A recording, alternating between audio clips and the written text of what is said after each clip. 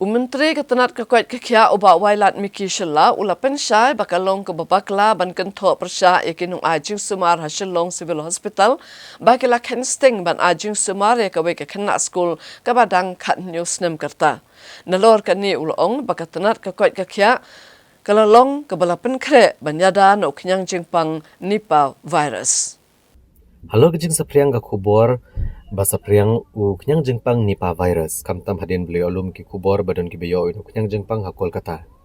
Menteri ketenat kokai kakia ke jelam Meghalaya uba wailat Miki Shilla ula pensyai ba ketenat kelada ban penkrek lupa banyada.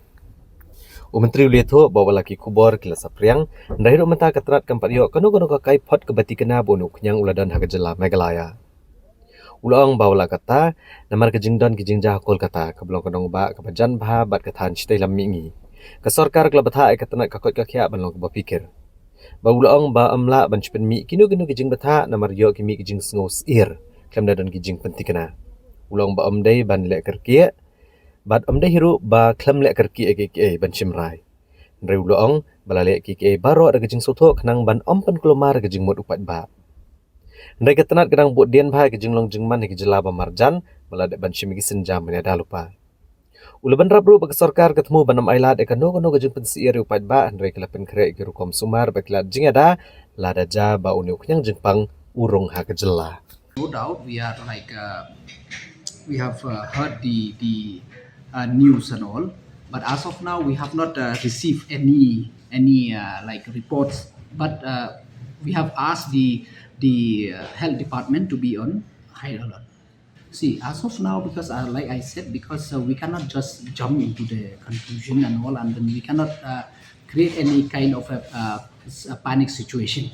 So for that, we need a conclusive evidence and report. So for that, in the time being, no doubt we are on high alert. It's not that we are not doing anything. We are on high alert. But as of now, we don't want also at the same time to create a kind of panic situation in the state, because as of now, we have not received any conclusive report from anybody.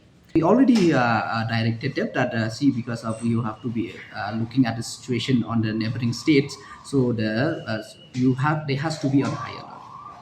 Kashilong Civil Hospital kalayang biang hapadeng kajing sya keno kajing sya bishar benia adin balami kajing sya keno bla kensting yewi kena school berangkat news nam karta. Kene kejing jak lamara kejing kelih lor kerukom terekam kejing syakri hakne ke hospital sorkar. Kena sekolah iba pulih ke kelas 11 bat dibadina seorang kam. Haka bala keno bala syu EE klem dayo kejing sumar ke bapaka kombalai sengi kenti.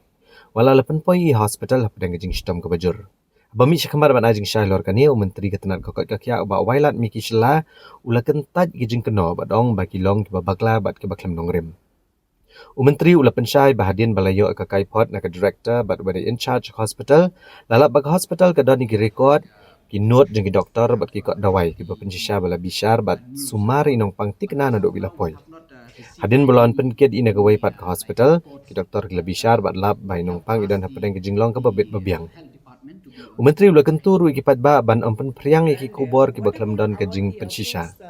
Ulaban bagi jeng pensiir klem kanong rem kala ban pen kelumar ke jeng syania upat ba ikinong trai kakot kakia ki betrish dam ban syakri haki hospital sorkar. That informing that one a person from Sorkham was left unattended.